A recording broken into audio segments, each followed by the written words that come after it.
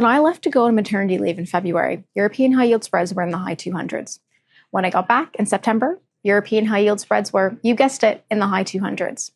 That being said, as we all know, this year has been anything but uneventful.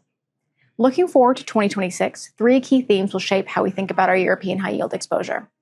Firstly, our aversion to subordinated risk remains. An era of less stringent underwriting standards is finally being put to the test now that rates have not been zero for several years. In our view, this will be felt more acutely in private markets than in public markets, but will still have an impact on public markets, particularly in over-levered multi-level capital structures. Secondly, opacity is an indicator for the potential of future financial distress.